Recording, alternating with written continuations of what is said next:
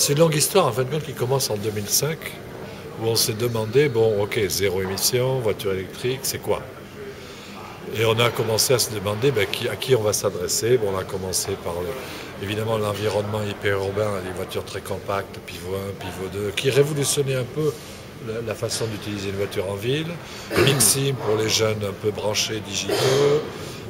Bon, un certain nombre de voitures, Tanpod récemment, qui était plus de la catégorie entrepreneur dynamique et actif.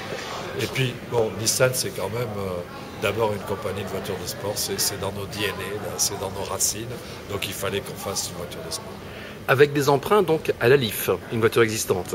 Oui, on voulait pas faire une voiture de sport, genre exotique, un beau design ou quoi que ce soit.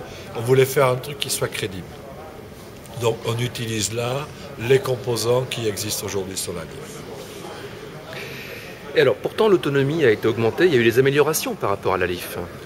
Oui, alors sur les composants, il n'y a pas d'amélioration, c'est les mêmes, exactement les mêmes, tels qu'ils existent aujourd'hui, qui s'amélioreront probablement dans les années qui viennent, mais c'est ceux d'aujourd'hui.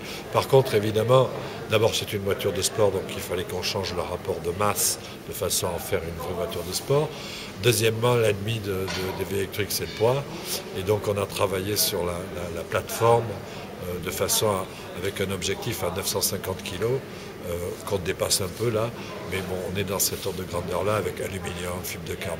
Donc les mêmes composants, deux moteurs au lieu d'un, même batterie, même densité de batterie, même puissance de batterie, et évidemment une voiture beaucoup plus légère. Est-ce que ça veut dire que le futur de Nissan s'écrira avec des sportives électriques?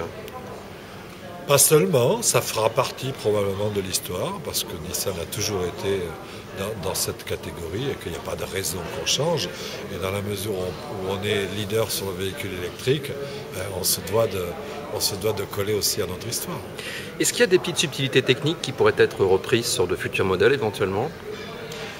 Probablement, je pense d'abord au travail qu'on a fait sur le poids, qui seront... Alors évidemment, travailler sur le poids, ça a un coût, donc il faut qu'on fasse un bon équilibre avec tout ça. Mais ceci dit, je pense qu'on apprend beaucoup sur ce terrain. Il y a un petit détail que j'ai bien aimé, c'est au niveau de la charge, là, le petit bitonio qui sort au niveau du phare. Ça, c'est rigolo, non? Oui, alors, on ne voulait pas une grosse trappe comme Leaf qui est quand même un peu trop visible. Mais bon, et qui fait sens sur Leaf dans la mesure où c'était la première voiture électrique. Là, on a donc caché ça dans une espèce de fosse entrée d'air. Et voilà, bon, c'est magique. C'est magique. Alors, au niveau des performances, qu'en est-il?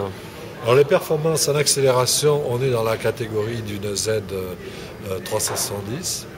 Donc, 0 à 100, on doit être à 4,5 secondes, quelque chose comme ça. En Vmax, on est un peu limité.